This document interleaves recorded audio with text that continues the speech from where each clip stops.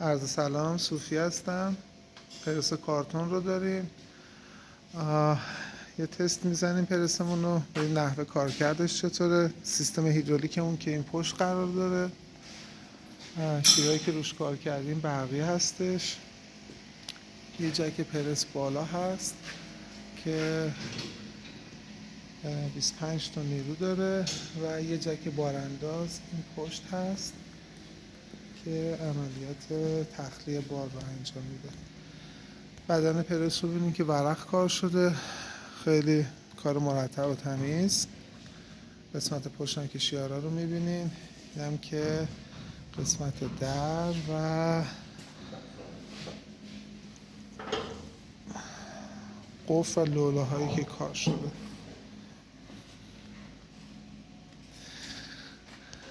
نمای کلی رو میبینیم که چقدر کاره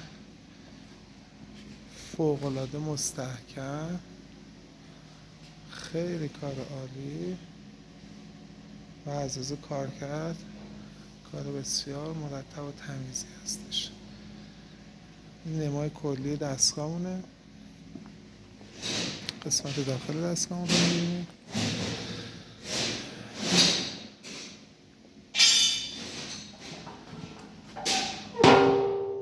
میکرو سویچ کار شده روی دستگاه به خاطر موارد ایمنی. 3 تا میکرو سویچ هست. یه میکرو سویچ اون قسمت پشت قرار داره برای جک بارانداز. 2 تا میکرو سویچ هم اینجا هستش برای جک پرس هستش. دستگاه رو روشن میکنیم.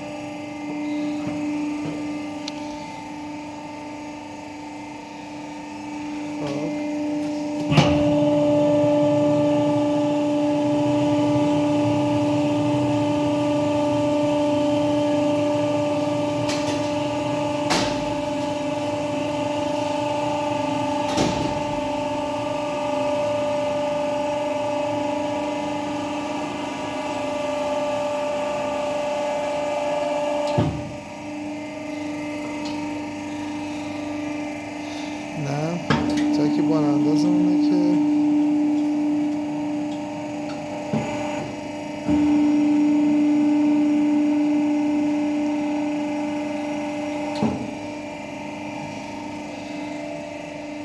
نمای کلی دستگاه هم که میبینیم کار نکنه، خیلی کار مرتبی هستش.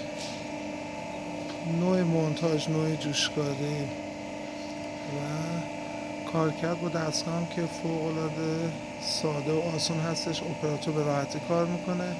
میکرو سویچ هایی هم که گذاشتیم برای بحث ایمنی هستش، مثلا تا زمانی که در باز نباشه یا جک پرس اون بالا نباشه جک بارانداز کار نمیکنه، یا اینکه جک بارانداز بیرون باشه جک بالا جک پرس کار نمیکنه. یعنی هیچ تداخلی تو کارکرد جک ها هم ایجاد نمیشه. اینم که از نمای کلی دستگاه هستش. ممنون از توجهتون.